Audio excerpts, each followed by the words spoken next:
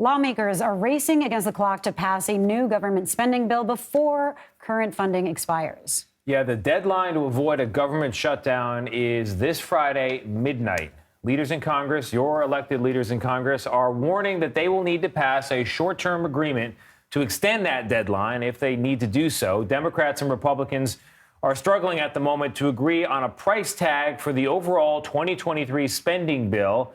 And on top of that, Congress also needs to pass a defense spending bill, which did make progress through the House last week. CBS News congressional correspondent Scott MacFarlane joins us now. Where do the negotiations stand, Scott? Well, they have 96 hours to cut a deal, and there's no inkling of a deal in the works, at least nothing that's on paper or circulating. This is like Currier and Ives' political edition. Every holiday season, there seems to be this standoff. Congress uses the deadlines, the end-of-the-year deadlines, the government shutdown deadlines, as a way to leverage and exact a deal from people who don't want to make a deal otherwise. So we find ourselves around the holiday season having to grapple with the government shutting the lights down. They have until Friday to make the deal. What's most likely is they'll kick the can down the curb a few more days, extend the deadline with a short-term package so that they can work this out next week or the week after, before this Congress ends. And though the prospect of a government shutdown seems so unlikely, Tony and Lelia, 4 years ago, everybody's bluff was called, and they did shut down the government right over Christmas and into the next Congress. And so remind me, Scott, if you could, from 4 years ago, if this shutdown were to happen, if deals were not reached, what are we talking about here? Sometimes you hear the term partial government shutdown. What's a full government shutdown? What are the prospects? I think partial is the right phrase, Tony. I think they're always kind of partial government shutdowns. The Social Security checks still get sent. The veterans' hospitals remain open. The federal law enforcement stays on the job. But things like national parks close.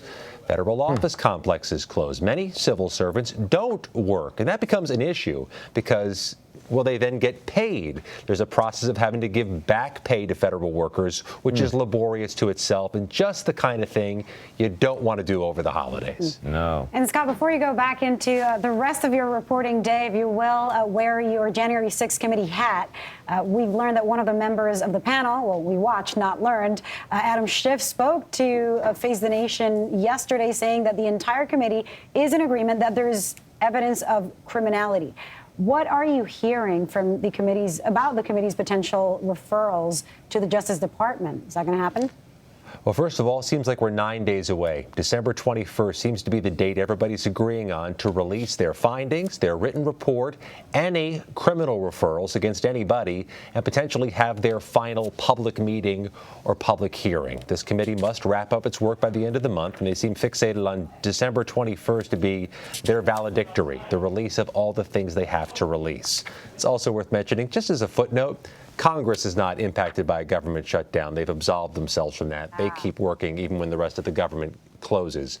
So we'll see next Wednesday against whom there are criminal referrals, what the evidence is, but also one prospect I find particularly interesting is the prospect of them releasing all of the transcripts from all of their interviews. It may be just as meaty and robust with details as their written report itself. And that also, Tony and Lilia, is just what the U.S. Justice Department has been asking for, all the transcripts from all the hundreds of interviews. And millions in this country, too. Yeah, a lot of people will be curious. Right. I like your line about how Congress clarified they will still be working. Many Americans thinking, I didn't know they started. They're always absolved, Tony. Oh, Scott MacFarlane, thank you so much.